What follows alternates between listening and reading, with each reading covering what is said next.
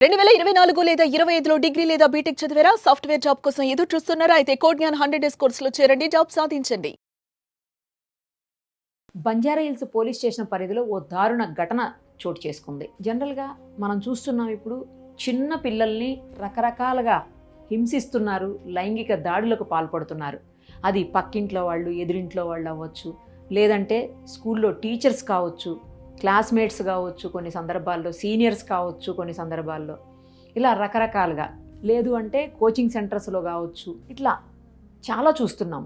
But ఈ ఘటన మాత్రం అన్నింటికంటే దారుణం దారుణం దారుణం. ఎందుకంటే కన్న తండ్రే తన 4 ఏళ్ల చిన్నారి మీద లైంగిక దాడికి పాల్పడ్డాడు. 2 నెలల పాటు కంటిన్యూస్గా అమ్మాయి మీద లైంగిక దాడికి పాల్పడ్డాడంట.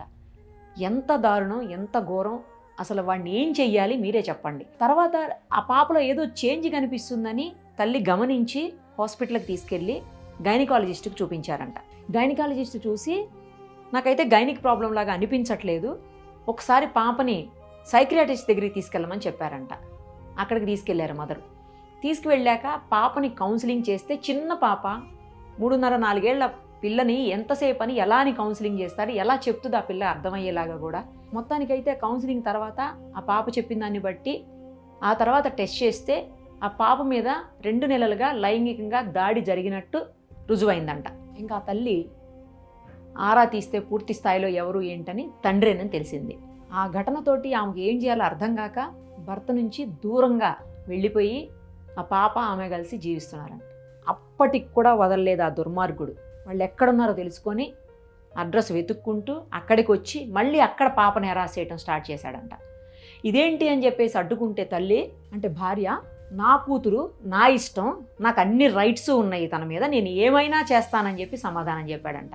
గుట్టుగా ఉందాము, అంతటితో అయిపోతుంది, తండ్రికి దూరంగా తీసుకొచ్చేసాను కదా, నా పాపకి ఏ బాధ లేదనుకుంటే తల్లికి మళ్ళీ ఇలా స్టార్ట్ చేశాడు వాడు. అప్పుడు ఇంకా ఏం చేయాలో అర్థం కాని ఆ తల్లి వెళ్ళి పోలీస్ స్టేషన్లో కంప్లైంట్ ఇచ్చింది. పోక్సో చట్టం కింద వాడి మీద కేసు నమోదు చేశారు పోలీసులు. సరే, అది అలా పెట్టండి, కానీ తండ్రి రక్షణ ఇవ్వాల్సిన వాడు. ఆడపిల్లకి ఏదైనా కష్టం వస్తే తండ్రి, తర్వాత అన్నలు, సోదరులు. కానీ కన్న తండ్రే పాప మీద లైంగికంగా దాడికి పాల్పడితే ఇంకా ఆ పాప కష్టం ఎవరు తీరుస్తారు? అసలు ఆ పాప ఎవరికి చెప్పుకోవాలి? ఇంతకంటే ఘోరం ఎక్కడన్నా ఉంటుందా?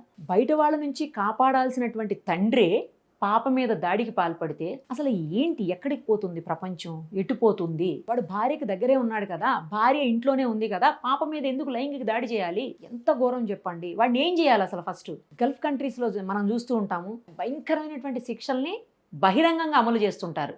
వీడి మీద కూడా అలాంటిది ఏదన్నా చెయ్యాలి. ఇక్కడ మన దగ్గర ఏమో టైం పడుతుంది, మన చట్టాలు అలా ఉన్నాయి, టైం పడుతుంది, అప్పటికి ఏం జరుగుతుందో తెలియదు.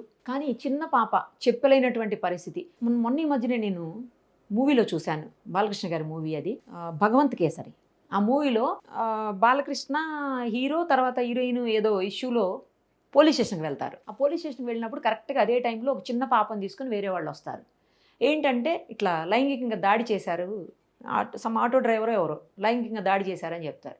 ఇమీడియట్గా పాప ఏ స్కూల్లో చదువుతుందని చెప్పేసి హీరో ఆమెను తీసుకొని స్కూల్కి వెళ్తాడు. వెళ్ళి ఆ స్టేజ్ మీద అక్కడ ఏదో ప్రోగ్రామ్ అవుతూ ఉంటుంది, ప్రిన్సిపల్ని దించి స్టేజ్ మీద నుంచి నేను ఒక 2 నిమిషాలు మీతో మాట్లాడతాను అందరితో అని చెప్పేసి ఆయన మాట్లాడతాడు అక్కడ. అప్పుడు చెప్తాడు, చూడండి అమ్మా, మీరు ఏం చేసినా సరే, అంటే మీకు నచ్చనిది ఏదైనా జరిగినప్పుడు, మీ ఒంటి మీద వేరే వాళ్ళు ఎవరన్నా చెయ్యి వేసినప్పుడు అది ఏ పార్ట్లో వేస్తున్నారనేది చూడండి ఫస్ట్. అది చూసుకుని ఆ తర్వాత ఏది అయినా సరే ఇమ్మీడియట్గా వెళ్ళి మీ తల్లికి చెప్పండి. ఇక్కడ పడితే అక్కడ చెయ్యి వేసిన వాళ్ళు, వెయ్యగూడని చోట చేతులు వేసిన వాళ్ళు, మీ బ్రదర్ అయినా, లేకపోతే పక్కింటోళ్ళైనా, ఆటో డ్రైవర్ అయినా, బస్సు డ్రైవర్ అయినా, మీ క్లాస్మేట్ అయినా, మీ సీనియర్ అయినా, మీ టీచర్ అయినా, చివరికి మీ ఫాదర్ అయినా, ఎవరైనా సరే వెళ్ళి వెంటనే మీ మదర్కి చెప్పండి అని చెప్తారు. అలాంటి ఎడ్యుకేషన్ రోజు ఇవ్వండి స్కూల్లో. ఎప్పుడో ఒక్కసారి చెప్పటం కాదు, ప్రతిరోజు పాఠంలాగా చెప్పండి పిల్లలకి అని చెప్తాడు ఆయన. అందులో అది నిజమేనేమో అనిపిస్తుంది. చిన్నపిల్లలకు డైలీ క్లాసులో మిగతా పాఠాలు ఎలా చెప్తారో, టీచర్స్ లెసన్స్ ఎలా టీచ్ చేస్తారో, సేమ్ అలాగే వాళ్ళ మీద దాడి జరిగినప్పుడు, లేదా వాళ్ళకి ఏదైనా నచ్చనిది జరిగినప్పుడు, లేదా వాళ్ళ మీద చేతులు వేసినప్పుడు వేరే వాళ్ళు, ఇమ్మీడియట్గా తల్లికి లేదా టీచర్కి చెప్పేలాగా. టీచర్ మేల్ అయితే చెప్పలేమనుకోండి, అది వేరే విషయం. టీచర్ ఆల్మోస్ట్ చిన్నపిల్లలందరికీ లేడీసే ఉంటారు టీచర్సు.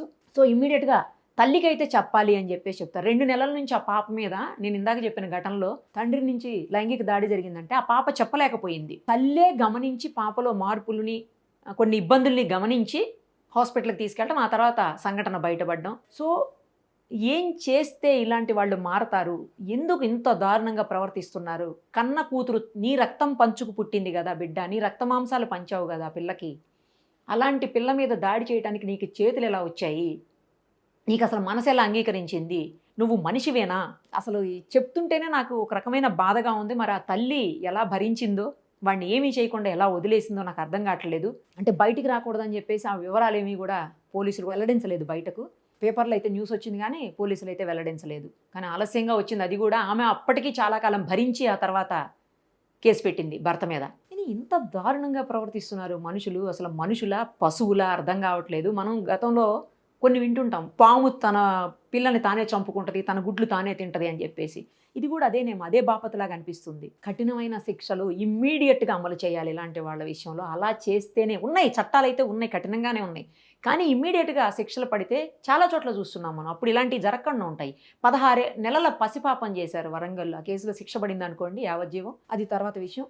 70-80 ఏళ్ల ముసలావిడి మీద కూడా చేశారు. కాకపోతే ఈ కేసులు అన్నీ కూడా వేరే వాళ్ళు చేసినవి అనమాట. అంటే సొంత తండ్రి చేయలేదు, ఇవి వేరే వాళ్ళు ఎవరో చేసినవి. కానీ ఇదేం దారుణం, సొంత తండ్రే కూతురు మీద దాడి చేయటం అమానుషం కదా. ఇంతకంటే భయంకరమైన ఘటన ఇంకోటి ఉంటుందని నేను అనుకోవట్లేదు అంత చిన్నపిల్ల మీద. మారండి, ఎందుకు ఇలా చేయటం, ఎందుకు, ఏం చేద్దామని, ఏం సమాజానికి ఏం మెసేజ్ ఇస్తున్నారు, ఇంట్లో వాళ్ళకి ఏం మెసేజ్ ఇస్తున్నారు? అంటే తల్లికి ప్రతి క్షణం పిల్లల్ని కనిపెట్టుకునే ఉండాలా ఇంట్లో? బయటికి వెళ్ళే పరిస్థితి ఉండదు ఆ తల్లి.